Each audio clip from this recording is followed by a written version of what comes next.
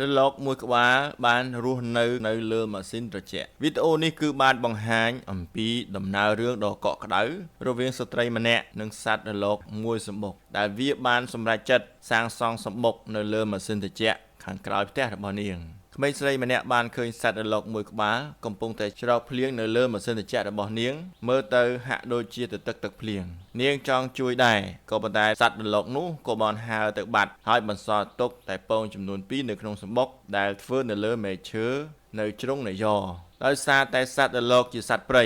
វាមិនចូលចិត្តឲ្យមនុស្សក្បែរវានោះទេក្មេងស្រីនោះក៏បានព្យាយាមកសាងទំនុកចិត្តដោយស្ងៀមស្ងាត់នាងក៏ដាក់អង្ករដាក់បាយឬក៏គ្រាប់ធញ្ញជាតិមួយក្តាប់តូចនៅក្បែរនោះជារៀងរាល់ថ្ងៃនាងក៏បានមើលវាពីចម្ងាយយូរទៅសត្វរលកជាម្ដាយត្រឡប់មកពងវិញម្ដងម្កាលហើយលែងខ្លាចវត្តមានរបស់ក្មេងស្រីនោះទៀតហើយថ្ងៃមួយក្មេងស្រីនោះបានឃើញពងមួយក្នុងចំណោមពីរនោះហៀបនឹងធ្លាក់ពីសម្បុកទៅហើយនាងក៏បានធ្វើអន្តរាគមន៍ហើយរៀបចំកន្លែងនោះជាថ្មីយ៉ាងលឿននាងក៏បានរើពងទាំងពីរនោះទៅដាក់នៅក្បែរបង្អួចដែលមានសុវត្ថិភាពជាងនេះបន្ទាប់មកនាងក៏បានរើវាហើយដាក់កន្ត្រកផ្កានៅស្រស់ស្អាតនៅលើយ៉ដើម្បីការពារពពួកពងទាំងនោះពីទឹកភ្លៀងរលកជាម្ដាយក៏បានឃើញការយកចិត្តទុកដាក់របស់នាងហើយអនុញ្ញាតឲ្យក្មេងស្រីនោះចូលចិត្តវាបានចាប់តាំងពីពេលនោះមកក្មេងស្រីក៏បានក្លាយទៅជាអ្នកថែរក្សាគ្រួសាររលកនោះនាងក៏បានផ្ដល់ចំណីឲ្យពួកវាដោយយកចិត្តទុកដាក់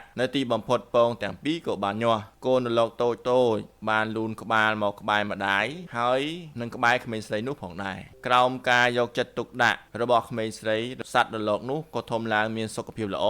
និងឆាប់ធំស្ទើរតែស្មើម្ដាយរបស់ពួកវាក្មេងស្រីមានអារម្មណ៍សប្បាយរីករាយនិងពេញចិត្តជាខ្លាំងមើលគ្រួសារសត្វរលកតូចដ៏កក់ក្ដៅធំលូតលាស់ឡើងនេះគឺបង្ហាញអំពីសេចក្តីសប្បុរសនិងការអត់ធ្មត់នៅក្នុងការកសាងទំនុកចិត្តសូម្បីតែរវាងមនុស្សនិងសត្វព្រៃក៏ដោយ